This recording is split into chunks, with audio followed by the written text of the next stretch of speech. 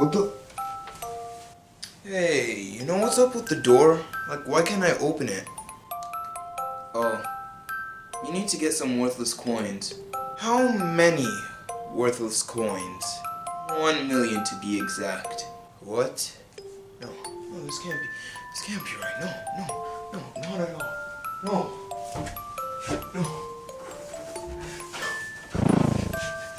Please. No. Stop.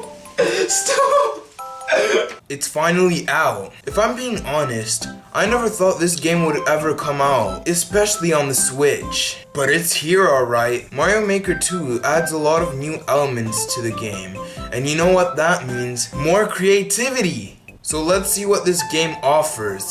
Just like the last game, the game starts you off in a random course. However, you can't play with the letters this time. Don't know why they took out that feature. Alright, themes. There are 4 new themes, making the total for this game 10. The new themes are forest, snow, sky, and desert. Well, that means more effort had to be put for music and whatever. But they also have night themes for all themes, which makes the theme play differently. That means there's 20 themes in the game. They look visually correct in their respective styles, and it feels like it's been a theme all these years for every style. We don't have a gamepad anymore, meaning you can play the game handheld to edit using the touchscreen, or using the cursor while playing in TV mode. Me personally, I'd make levels in handheld mode since it's easier and faster. Now the tools have some new stuff alongside some tweaks. New things have been added such as custom scroll and changing water, lava, or poison levels. There's also a button to make levels together if you have a friend. Menus for items and sound effects have also been changed to make it more organized. I personally prefer this version instead of the one in the first Mario Maker. With Super Mario 3D World being the new game styles, there are unique gameplay aspects to it, making you have to remake the whole level if you were making it in a different style. This happened to my friend Ebe, and it kinda happened like this. Wow, I spent so much time in this level. You know, I wonder how would this level look in Mario 3D World style?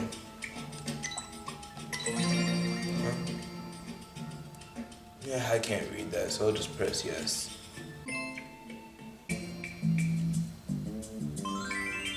Wait, wait.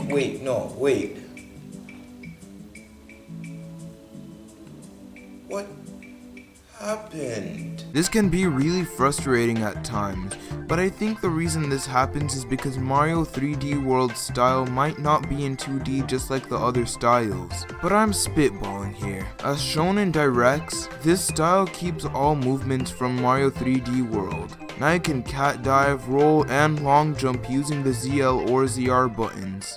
And a new movement they added was this spin you do when you're in the air and press ZL or ZR.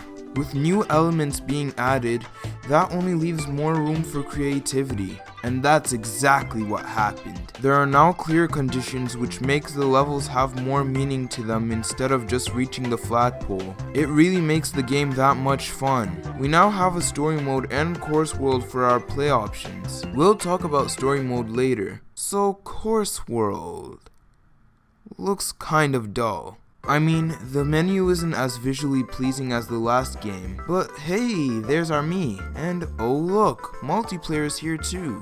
That's right, you can now play levels online with other people or your friends. You can play co-op or against each other, which is neat, but I'm more of a competitive guy, so I won't be playing much of co-op. You can level up while only playing versus mode, and that's pretty neat. I guess there isn't a point in leveling up in co-op as much. The 100 Mario Challenge became endless mode, where you try and play as much levels as you can to be in the top in any of the 4 difficulties. Yep, you don't have to unlock Super Expert now, and I like that. You get a global rank the more you progress, and you can switch and play any of these whenever you want, meaning you can play easy mode, save, play expert, then come back to easy mode with your progress still being getting there. You get a different amount of lives depending on the difficulty, with easy giving you 5 while super expert giving you 30. Something neat I find with this mode is whenever you finish a level, behind that level spot will show you the theme of that level. The courses section still exists, and something that makes it better than the last one is, the search gives you more options. This makes it so you can look for something that you are in the mood to play, and I really appreciate that.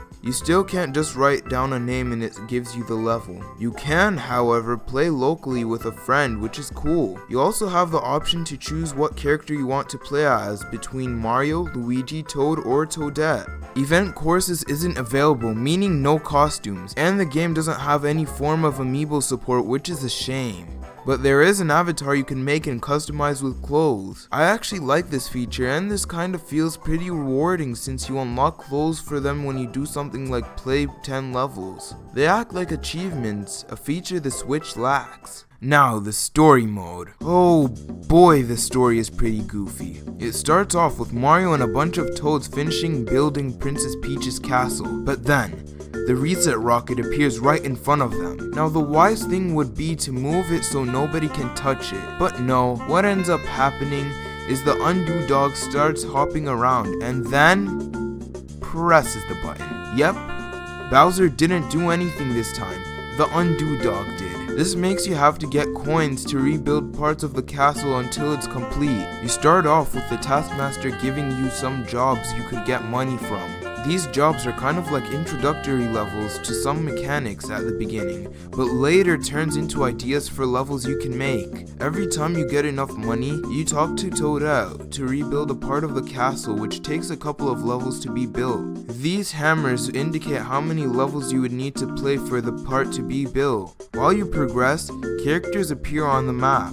These characters give you side quests that simply add more to the world or give you a full-on gift like clothes for online. The story mode lets you unlock a couple of things such as power-ups. You unlock the bounce flower during your playthrough of the story mode, which is a power-up that last appeared in Super Mario Land. Yeah, like 30 years of not appearing was nothing.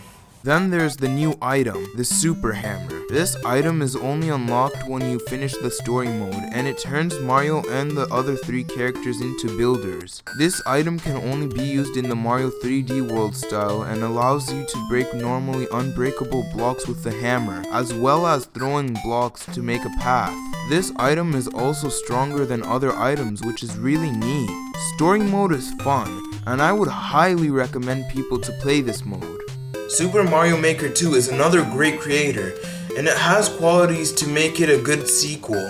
I really can't tell you if there will be a third game, but if there is, it would be really cool if it's for 3D Mario games. Who knows, it might even be something like Mario Kart courses.